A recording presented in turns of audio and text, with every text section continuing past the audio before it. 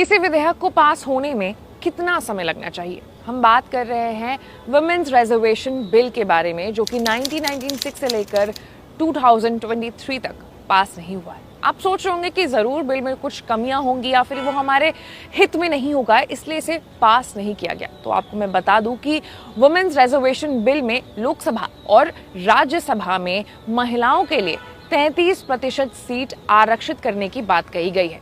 तो आज के इस वीडियो में हम बात करेंगे कि ये विधेयक है क्या, इस बिल का इतिहास क्या है, किन पार्टियों ने इसका समर्थन किया और इसका विरोध किया, और लोकसभा और राज्यसभा में फिलहाल महिलाओं की कितनी भागीदारी है। Hello and welcome to uncut. मैं हूं आपके साथ आशीष सिंह। खबर में आगे बढ़ने से पहले आपको चैनल को सब्सक्राइब करके बेल आइकन हिट करना होगा। शुरू करते हैं थोड़े से डेटा के साथ। साल 2014 में लोकसभा में सिर्फ 12.6% महिलाएं थी और राज्यसभा में 11.5% महिलाएं थी। फिर साल 2019 में हुए चुनाव के बाद लोकसभा में 14.9% महिलाएं थी और राज्यसभा में 14.5% महिलाएं थी। ऐसा नहीं है कि वुमेन्स रिजर्वेशन बिल के बारे में आज चर्चा हो रही है, इससे पहले भी कई बार इस विधेयक के बारे में बात हुई है। इस विधेयक को यूपीए की सरकार में मई 2008 में राज्यसभा में पेश किया गया था, जहां से इसे स्थायी समिति यानी स्टैंडिंग कमेटी के पास भेज दिया गया। उसके बाद साल 2010 में राज्यसभा ने विधेयक को मंजूरी दे दी, फिर इसे लोकसभा में मंजूरी के लिए भेज दिया गया, लेकिन इस दौरान 5वीं लोकसभा भंग हो गई, जिस वजह से इस आरक्षण विधेयक की एक्सपायरी हो गई। अब लेकिन एक बार फिर से इस मुद्दे को तूल देने की कोशिश की जा रही है। तेलंगाना के मुख्यमंत्री के चंद्रशेखर राव की बेटी तेलंगाना विधान परिषद की सदस्य के कविता इस समय दिल्ली में है और उन्होंने इस मुद्दे को फिर से उठाया है। अब कहानी में थोड़ा सा ट्विस्ट है और ट्विस्ट ये है कि दिल्ली शराब नीति मामले में कविता को प्रवर्तन निदेशालय यानी ईडी ने पूछताछ के लिए समन भेजा है।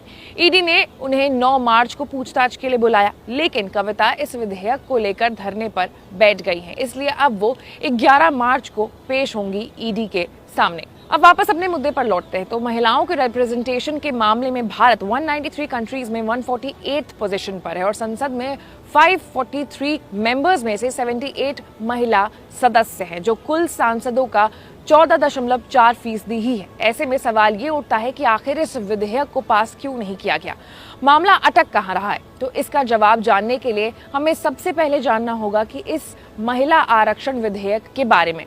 तो इस जवाब को जानने के लिए हमें सबसे पहले जानना होगा कि महिला आरक्षण विधेयक है क्या। इस बिल का इंस्पिरेशन 1993 में एक कॉन्स्टिट्यूशनल अमेंडमेंट जो पास हुआ था उसके जरिए लिया गया था। ये विधेयक लोकसभा और राज्यसभा के सभी विधानसभाओं में महिलाओं के लिए 33% सीट आरक्षित करता है। आरक्षित सीटों को राज्य या केंद्र शासित प्रदेश में वेरियस कॉन्स्टिट्यूएंसीज में साइक्लिक बेसिस पर अलॉट किया जा सकता है।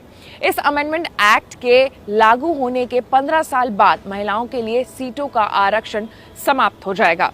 कांग्रेस, आम आदमी party, Shiv Sena, Akali Dal, PDP, NC, TMC, JDU, NCP, CPI, CPM, SP, RJD, ये वो पार्टियां हैं जो आज इस विधेयक को सपोर्ट कर रही हैं। वहीं 2010 में समाजवादी पार्टी, जनता दल यूनाइटेड, राष्ट्रीय जनता दल, एआईएमआईएम और बीएसपी ने इस विधेयक का विरोध किया था और 2010 में आरजेडी, सपा, शिवसेना, उद्धव ठाकरे की तेलंगाना दिसम पार्टी यानी टीडीपी, एआईएडीएमके, बीजेडी और असम गंगा परिषद वुमेन्स रिजर्वेशन बिल के समर्थन में 2010 में खड़ी थी।